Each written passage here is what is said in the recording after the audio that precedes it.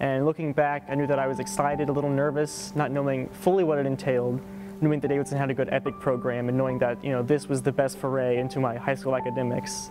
And then just learning that IB had all these different things to offer, and it was a great decision. I'm glad I did. Well, the counselors just recommended them when I was in Baker, and then once I took my first AP course, which was psychology, then I just kept wanting to take more. So what sets IB apart is that you're in a comprehensive class with a group of students who are all in IB with you, and so you do get to foster some friendships and some co-educational goals together as friends. Also, the different kinds of courses you get to take, and this also parallels a college style where I have the option to choose a path. For example, chemistry or biology, IB film, music, even art now. And so those kind of branching sections allow you to kind of craft your own educational experience in a way that mirrors a student in college. And so those choices, also the difficulty of courses, the level they're taken, even in theory of knowledge and world literature classes, the holistic aspect of the courses, IB really adds a new dynamic to, you know, high school that, you know, I wasn't exactly anticipating, but I'm really, really glad that I, you know, had got the chance to experience. I liked how challenging they were. I always like a challenge, and just the amount that I get to learn compared to regular or honors courses. Well, this is my final semester at South, and now I am in the process of finishing and defending my honors thesis for undergraduate. And looking back, the extended essay portion of the IB curriculum, which is a long format essay on a topic of your choosing with a mentor, with, you know, extensive research, that directly parallels the undergraduate thesis in a college format. And so I've had this experience before. I've written papers of length thanks to IB. I've written, you know, things I've researched in depth with my own kind of analysis thanks to IB, and so I feel like I'm extremely well prepared for that process.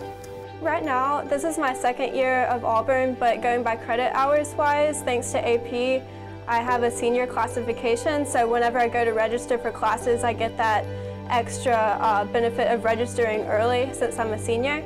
And the way that AP classes really prepared me for Auburn was not only getting me ahead and getting rid of the classes that I wouldn't have to take at Auburn, but also just getting me ready for the workload of what's associated with college and taking all of those AP classes, preparing for the exams.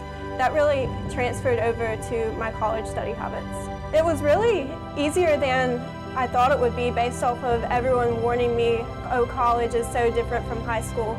But AP really helped, and I was able to finish my first year of college with a 4.0. You know, if you're going through IB, you may be turned on to the fact that the classes are a little more difficult. There's a higher degree of what's expected from you, especially in terms of writing proficiency. But that also prepares you, allows you to write more, do more. If you're in a film or an art class, create more, and I love those opportunities. I think they're excellent.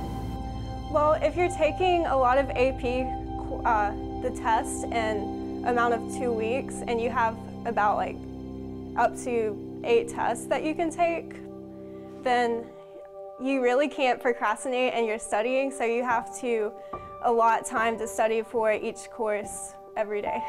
Just take advantage of all of them, study, take them seriously, and try to do well.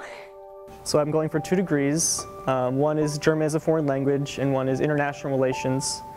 And so I came to South, maybe looking at an international relations degree, possible State Department work, government. I was really interested in diplomacy. Also, thanks to Model UN, I participated in it at Davidson. But I kind of morphed as I went through undergraduate. I work at a nonprofit for kids with special needs, and it's really steered me towards going into nonprofit management, international development.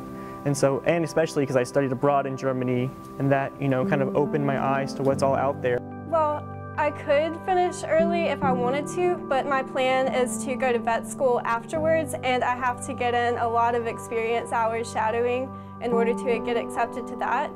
So as far as having a lot of those classes out of the way, I can take advantage of that and maybe spend that extra time doing undergraduate research or volunteering or some other thing that would be beneficial for me applying to vet school.